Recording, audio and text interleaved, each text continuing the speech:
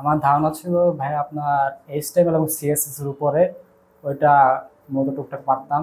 এছাড়া আমার তেমন একটা ধারণা ছিল না। দেন আমাকে এখান থেকে সিলেক্ট করা হয়। তো এখন আমাকে যে কোনো কাজ দিলে আমি করতে পারি।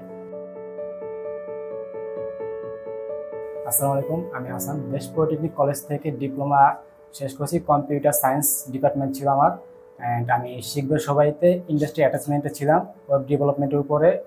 এবং আমি সর্দারাইতে ওয়েব ডেভেলপ হিসেবে আছি। আমার ধারণা ছিল ভাই আপনার এইচটিএমএল এবং সিএসএস এর উপরে ওইটা মূলত টুকটাক পারতাম। এবং এছাড়া আমার তেমন একটা ধারণা ছিল না। আগে ছিল যে ব্লগ যেটা ছিল একটা গুগলের, ব্লগটা একটু হালকা ধারণা ছিল, বাট ওয়ার্ডপ্রেসের উপর তেমন একটা ধারণা ছিল না। শিখবে সবাইতে আসার পর আমার HTML CSS JavaScript PSP blog তো করানো হয় না, বাট ওইখানে ওয়ার্ডপ্রেস করানো ব্লগের যেতে বেটার যেটা।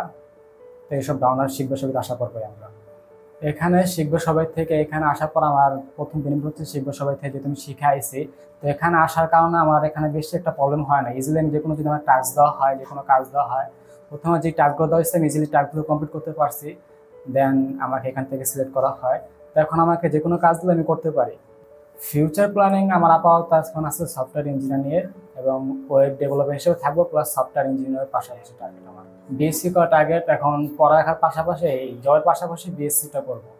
আমাদের মেন্টর আলী মুজিদ ভাই, উনি আমাদের অনেক হেল্পফুল ছিল। উনি কাছে গেলে উনি যে কোনো কাজে আমাদের ইজিলি শেখা দিত। এবং কি ওনার কাছে যে আমার যখন যে কোনো সময় যদি আলী মুজিদ ভাইকে বলতাম যে ভাই এই প্রবলেমটা ফেস করতেছি, প্রবলেমটা সলিউশন লাগবে, আমরা প্রথমত সাপোর্টে যেতাম না, ওনার কাছে যাইতাম।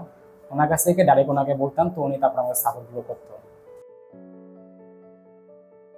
প্রথমে বুঝে শুনে আমাদের যারা বর্তমানে বা ইন্ডাস্ট্রি অ্যাটাচমেন্ট যাবে, ওদের বুঝে শুনে ভর্তি হওয়া উচিত। এই যেখানে যাতে করে ওরা কোনটা ডিসিশন ওদের বেস্ট হবে, কারা লাইফ সাপোর্ট দিবে, কারা অল টাইম তাদের সাপোর্ট দিবে, এইটা যাতে বুঝে শুনে তারা যায়, সেই সাজেশন করবো। এবং তারা চাইলে আমরা যেহেতু শিখব সবিতে লাইফ সাপোর্ট পাইতেছি, লাইফ টাইম সাপোর্ট, আমরা এখনো যদি সাপোর্ট মেন্টরের কাছে যাই বা অনলাইনে সাপোর্ট নেই তো পাই, তো চাইলে তারা সেখানে যেতে পারে সাপোর্টের জন্য এবং শেখার জন্য। সবার জন্য শুভকামনা রইল এবং আমাকে দোয়া করবেন যেন আমি সব দায়িত্বের জন্য ভালো কিছু করতে পারি।